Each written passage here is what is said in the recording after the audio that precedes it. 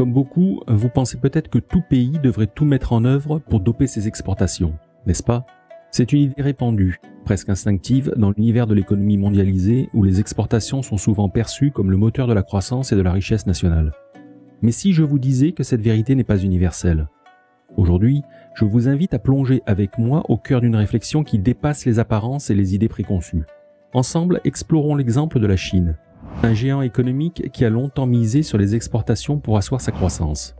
Pourtant, derrière les chiffres flatteurs et les records commerciaux, se cachent des réalités complexes et des défis inattendus.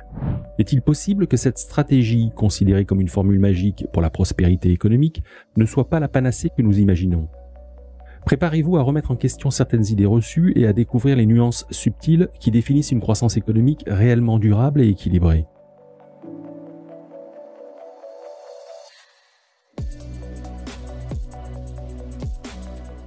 L'économie chinoise est en proie à un ralentissement notable que les chiffres du PIB ne révèlent pas complètement. Bien qu'indiquant une croissance, ces chiffres peuvent masquer des réalités sous-jacentes moins reluisantes. Cette situation est aggravée par une stratégie gouvernementale axée sur l'accroissement des investissements, indépendamment de leur rentabilité ou de leur efficacité économique. Il faut bien comprendre que la mesure du PIB ne fait pas la distinction entre l'activité qui augmente la richesse d'un pays et celle qui ne le fait pas. L'orientation des prêts vers des secteurs spécifiques, privilégiés par le gouvernement, contribue à un gonflement artificiel des statistiques du PIB sans nécessairement générer une croissance économique réelle et durable. La dette finit alors par augmenter plus vite que le PIB. Ce phénomène est illustré par le secteur immobilier chinois qui, après avoir longtemps stimulé l'économie nationale, est aujourd'hui source de difficultés. L'effondrement de ce secteur a non seulement ralenti l'activité de construction, mais a également érodé la richesse des ménages et affaibli la confiance des consommateurs, exacerbant ainsi le ralentissement économique. La situation est d'autant plus préoccupante que la Chine fait face à une déflation significative, les prix à la consommation enregistrant leur plus forte baisse depuis 15 ans, signalant une contraction de la demande intérieure. Afin de relancer la croissance, les décideurs politiques chinois orientent désormais les investissements vers le secteur manufacturier et l'exportation, plutôt que vers l'immobilier et les infrastructures. Cette réorientation stratégique, bien qu'elle puisse soutenir temporairement la croissance du PIB, risque de provoquer des frictions commerciales accrues. Les pratiques de dumping et de surproduction ont déjà suscité des inquiétudes et des mesures réactives de la part de divers partenaires commerciaux, dont les États-Unis, l'Union européenne, l'Inde, le Vietnam et la Turquie. Ces tensions mettent en lumière les complexités croissantes du commerce international et les défis inhérents à une stratégie de croissance fondée sur l'exportation. Il convient de noter que la dépendance à l'égard des exportations pour stimuler la croissance économique n'est pas un phénomène propre à la Chine. D'autres économies importantes, telles que le Japon, l'Allemagne et la Corée du Sud, ont également adopté des stratégies similaires, caractérisées par une part manufacturière disproportionnée dans leur PIB et une consommation intérieure relativement faible. Cependant, cette approche présente un paradoxe fondamental. Tous les pays ne peuvent pas simultanément augmenter leurs exportations tout en réduisant leurs importations. Si chaque pays tente d'augmenter ses exportations tout en limitant ses importations pour maintenir un excédent commercial, cela crée une situation où l'offre globale de biens et services destinés à l'exportation excède la demande mondiale.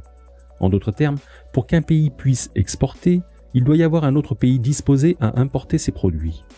Si tous les pays cherchent à exporter plus qu'ils n'importent, il en résulte une incohérence, car il ne peut y avoir d'exportation sans importation correspondante quelque part ailleurs dans le monde. La situation actuelle révèle un moment décisif pour les politiques économiques à l'échelle mondiale. D'une part, les économies excédentaires comme la Chine cherchent à maintenir leur croissance par une focalisation accrue sur les exportations. D'autre part, les économies traditionnellement déficitaires, telles que les États-Unis et le Royaume-Uni, adoptent des politiques industrielles visant à réduire leurs déficits commerciaux, potentiellement par des moyens protectionnistes. Cette situation interroge sur la pérennité des modèles économiques centrés sur l'exportation. Elle amène également à réfléchir aux stratégies que les nations peuvent adopter pour s'orienter dans un contexte mondial à la fois complexe et interdépendant.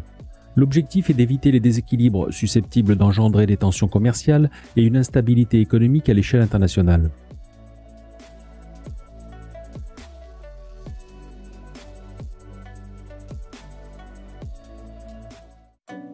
Le modèle de croissance économique suivi par la Chine, caractérisé par une rapide expansion initiale suivie d'une accélération moins saine due à l'augmentation de l'endettement et menant finalement à une phase d'ajustement difficile, n'est pas propre à ce pays. Plusieurs nations ont emprunté cette voie par le passé, avec un schéma récurrent où une forte croissance initiale est inévitablement suivie par des complications liées à une dette excessive. Le modèle économique en question repose sur l'intervention stratégique de la Banque centrale et du gouvernement pour favoriser la production et l'exportation en maintenant la monnaie nationale à un niveau artificiellement bas. Cette pratique fonctionne comme une taxe indirecte sur les importations et une subvention pour les exportations, redirigeant la richesse des consommateurs, qui sont pénalisés par des prix plus élevés sur les biens étrangers, vers les entreprises exportatrices qui bénéficient de conditions de marché plus favorables. Parallèlement, la croissance des salaires est intentionnellement maintenue en deçà de l'augmentation de la productivité.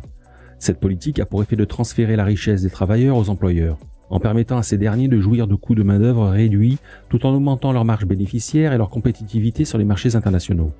Cette dynamique renforce le secteur de l'exportation, mais peut également contribuer à une stagnation du pouvoir d'achat des ménages et à une inégalité croissante au sein de l'économie. La répression financière est une autre facette de ce modèle, caractérisée par des taux d'intérêt maintenus en dessous de leur niveau naturel ou d'équilibre par la Banque centrale. Cette mesure favorise les emprunteurs, notamment les entreprises et le gouvernement, en leur offrant un accès à des capitaux à faible coût, au détriment des épargnants qui voient le rendement de leurs économies diminuer. En pratique, cela signifie un transfert de richesse du secteur des ménages, traditionnellement épargnants, vers les secteurs emprunteurs de l'économie, favorisant ainsi l'investissement et l'expansion des capacités de production. Ces interventions économiques sont conçues pour maximiser la production tout en supprimant la consommation intérieure, ce qui engendre une surproduction qui doit être absorbée par les marchés étrangers et accroît ainsi la dépendance aux exportations. L'excédent de production rend nécessaire un excédent commercial pour écouler les biens non consommés localement en raison de la suppression de la demande intérieure. Les importations deviennent de fait moins attrayantes et plus coûteuses pour les consommateurs locaux, non pas en raison d'une augmentation directe de leur prix, mais parce que le pouvoir d'achat des ménages est réduit par les transferts de richesses favorisant la production et l'exportation. Ces politiques peuvent également impliquer des subventions croisées entre secteurs, où certaines industries, comme celle de l'énergie, peuvent être contraintes de vendre à des prix inférieurs au marché pour soutenir la compétitivité dans d'autres pans de l'économie. Ces transferts internes complexifient l'analyse des impacts commerciaux et économiques de ces politiques. Le cas de la Chine illustre de manière frappante ces dynamiques, avec une économie caractérisée par une consommation intérieure modeste par rapport à son PIB, reflétant un déséquilibre entre production et consommation qui n'est pas attribuable à des différences culturelles, mais plutôt à des choix politiques et économiques délibérés. Ce modèle, bien que bénéfique pour la croissance économique à court terme, soulève des questions quant à sa durabilité à long terme. Les déséquilibres qu'il engendre, tant au niveau national qu'international, nécessitent des ajustements qui peuvent être difficiles à réaliser, surtout si l'ancien modèle a créé des institutions et des constituants qui bénéficient de la situation existante et résistent au changement. La transition vers un nouveau modèle économique, nécessaire lorsque l'ancien devient obsolète, est souvent entravée par ces forces, rendant les ajustements économiques nécessaires particulièrement difficiles à mettre en œuvre. La stratégie économique adoptée par la Chine, axée sur la stimulation de la production et des exportations au détriment de la consommation intérieure, n'est pas un cas unique dans l'histoire économique mondiale. Cette approche a été également observée dans divers pays à différentes époques, notamment aux États-Unis durant les années 1920, en Union soviétique dans les années 1960, au Brésil dans les années 1970 et au Japon dans les années 1980, chacun avec ses particularités et contextes historiques. L'Allemagne contemporaine offre un exemple notable de cette stratégie, avec une économie qui a longtemps bénéficié d'une main-d'œuvre hautement qualifiée, de relations de travail harmonieuses et surtout d'une croissance salariale modérée. Cette dernière a été un facteur clé soutenant la compétitivité des exportations allemandes. Dans les années 1990, l'Allemagne était souvent perçue comme une économie en difficulté avec des déficits courants fréquents. Cependant, avec l'avènement de l'euro en 1999 et une volonté politique de s'attaquer au chômage élevé, un consensus national s'est formé autour de la modération salariale en échange de l'emploi. Cette politique a permis de maintenir les coûts unitaires de la main-d'œuvre à un niveau bas, voire négatif dans certaines années, contrastant fortement avec d'autres économies développées où ces coûts ont grimpé. Cette dynamique a été un facteur contribuant à la crise de la dette souveraine européenne de 2011 en exacerbant les déséquilibres économiques au sein de l'UE. Cependant, le modèle allemand est confronté à des défis majeurs qui pourraient remettre en question sa pérennité. La pénurie de main-d'œuvre qualifiée, l'inflation et une posture syndicale de plus en plus affirmée menacent de mettre fin à l'ère des salaires bas et stables. Les perturbations de la chaîne d'approvisionnement liées à la pandémie et l'arrêt de l'approvisionnement en gaz bon marché en provenance de Russie, ajoutés à la fermeture des centrales nucléaires, pourraient éroder l'avantage compétitif de l'Allemagne en tant que puissance exportatrice.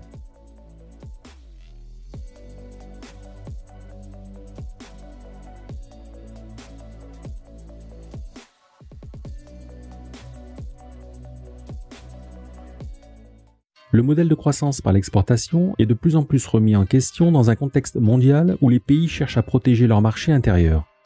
Les États-Unis, sous les administrations Trump et Biden, ont manifesté un intérêt croissant pour les déséquilibres commerciaux, adoptant des politiques protectionnistes qui pourraient se renforcer à l'avenir. De manière similaire, les discussions politiques en Europe et aux États-Unis évoquent désormais des stratégies économiques et de sécurité nationale qui s'éloignent des idéaux de marchés mondiaux libres et ouverts, privilégiant plutôt la force économique nationale. Le défi de l'absorption de la surproduction manufacturière mondiale reste entier. Alors qu'il a été suggéré que les économies d'Amérique latine et d'Afrique pourraient jouer ce rôle, le manque d'investissements étrangers nécessaires pour soutenir de tels déficits commerciaux à long terme rend cette option peu viable. Les économies excédentaires, souvent fières de leur frugalité et de leur éthique de travail, doivent reconnaître que les déséquilibres commerciaux ne sont pas uniquement le résultat de vertus nationales, mais aussi de politiques économiques ciblées. Les stéréotypes nationaux qui émergent dans les discussions sur les déséquilibres commerciaux masquent souvent les véritables dynamiques économiques en jeu. Dans un monde où la demande est limitée, la capacité d'un pays à importer devient cruciale pour les pays exportateurs qui dépendent fortement des marchés importateurs pour écouler leurs produits. Ainsi, la capacité des pays à maintenir ou à augmenter leurs importations est essentielle pour soutenir les économies axées sur l'exportation. Les pays importateurs sont donc un moteur essentiel de la demande mondiale, en particulier pour les nations qui cherchent à vendre leurs biens et services à l'étranger. L'histoire montre que dans les conflits commerciaux, les grands exportateurs sont souvent les plus vulnérables. Ainsi, alors que les subventions, la manipulation des taux de change et la compression des salaires peuvent servir d'armes offensives dans une guerre commerciale, les taxes douanières et autres barrières commerciales servent de défense, soulignant l'importance de la régulation et de l'équilibre dans les relations commerciales internationales. Les taxes douanières, souvent perçues comme un moyen simple de protéger les industries locales en augmentant le coût des biens importés, ont en réalité des effets économiques bien plus complexes et nuancés. Michael Pettis, dans son livre Le Grand Rééquilibrage, explore en profondeur comment les taxes douanières influencent l'économie non pas seulement en modifiant les habitudes de consommation, mais en affectant le revenu réel des ménages et la dynamique de l'épargne et de l'investissement à l'échelle nationale. Lorsque des taxes sont appliquées sur des biens qui ne peuvent être ni substitués par une production locale, ni évités en raison de leur nécessité, cela entraîne une réduction du pouvoir d'achat des ménages. Cette diminution du revenu réel peut conduire à une baisse de la consommation intérieure, ce qui, paradoxalement, peut réduire le déficit commercial d'un pays si le gouvernement utilise les revenus des taxes de manière spécifique, par exemple pour rembourser la dette publique, au lieu d'augmenter les dépenses gouvernementales. L'effet paradoxal vient du fait que, même si les taxes douanières augmentent le coût des importations, elles ne mènent pas directement à une substitution par des biens locaux ou à une amélioration de la compétitivité des industries locales, comme on pourrait s'y attendre. Au lieu de cela, ces taxes réduisent le pouvoir d'achat des ménages et diminuent la consommation intérieure, ce qui peut indirectement réduire le déficit commercial, non pas en renforçant les secteurs locaux, mais en diminuant la demande globale pour les biens, y compris les importations. Dans le contexte actuel, les pays avec un déficit commercial peuvent se sentir contraints d'adopter des politiques restrictives qui peuvent nécessiter des ajustements significatifs de la part des pays excédentaires. En effet, les pays excédentaires, qui sont habitués à compter sur leurs surplus commerciaux pour stimuler leur croissance économique, pourraient devoir réorienter leurs économies vers une consommation intérieure plus forte ou développer d'autres marchés d'exportation. Ces ajustements sont souvent difficiles et peuvent entraîner des tensions économiques et politiques. Ils impliquent souvent de repenser la distribution de revenus à l'intérieur des frontières nationales ou de faire face aux conséquences contractantes de politiques protectionnistes. L'ère contemporaine, marquée par un appel croissant au protectionnisme parmi les économies affichant des déficits commerciaux et une méfiance accrue à l'égard de la dépendance envers les biens essentiels produits par des régimes autoritaires, pose de sérieux défis à la stratégie de croissance économique fondée sur l'exportation. La critique de la Chine envers les politiques de l'UE, qu'elle considère comme du protectionnisme, est révélatrice de tensions plus larges, où les pays occidentaux expriment des inquiétudes quant à l'accès au marché chinois et aux pratiques commerciales perçues comme inéquitables. Ces tensions soulignent une réalité complexe où les politiques protectionnistes et interventionnistes, bien qu'elles puissent être présentées comme des mesures de sauvegarde nationale, ont souvent des effets bilatéraux et peuvent exacerber les déséquilibres commerciaux internes et externes. Dans ce contexte, il est essentiel de comprendre que les taxes et autres instruments commerciaux, tels que les subventions et la manipulation des devises, ne se limitent pas à des ajustements sectoriels, mais ont des répercussions profondes sur l'ensemble de l'économie. Ils influencent les taux d'épargne et d'investissement et, par extension, l'équilibre commercial global d'un pays. Ainsi, toute politique, qu'elle soit explicitement conçue comme une intervention commerciale ou non, qui modifie le rapport entre la production, la consommation et l'investissement total, a le potentiel d'affecter l'équilibre commercial. L'accord syndical allemand de 2000 en est un exemple, illustrant comment des décisions apparemment internes peuvent avoir des implications commerciales larges. Cet accord de 2000, souvent mentionné dans le contexte des réformes du marché du travail et des politiques économiques en Allemagne, fait référence à une série de mesures et d'ententes qui ont été mises en place pour augmenter la compétitivité de l'économie allemande. Cela incluait des réformes visant à modérer les coûts salariaux, à augmenter la flexibilité du marché du travail et à encourager l'investissement dans les secteurs productifs. Cela a été fait dans le but de maintenir les coûts de production bas et d'améliorer la compétitivité des exportations allemandes. En conséquence, l'Allemagne a pu maintenir un secteur manufacturier fort et réaliser d'importants excédents commerciaux. Toutefois, bien que ces mesures aient renforcé la position commerciale de l'Allemagne, elles ont également eu des implications pour l'économie mondiale.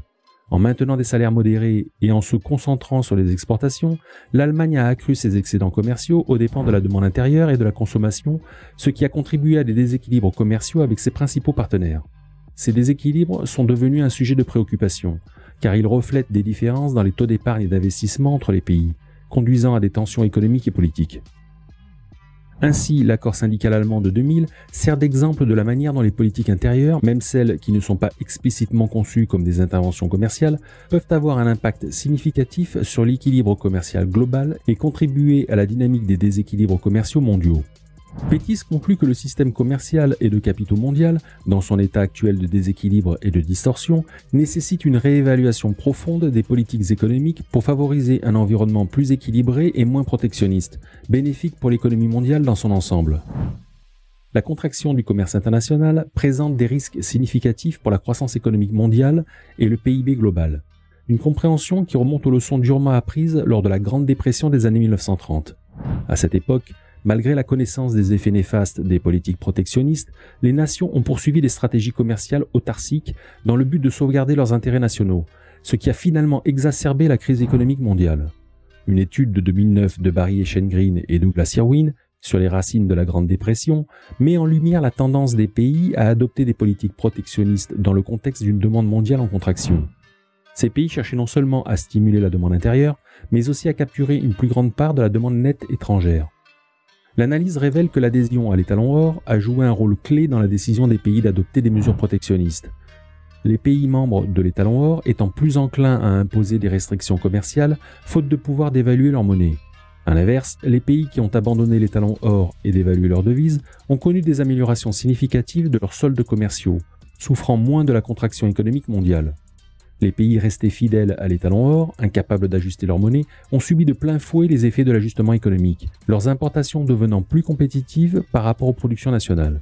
Cette situation historique souligne la complexité des guerres commerciales et leur potentiel de nuire à toutes les économies impliquées.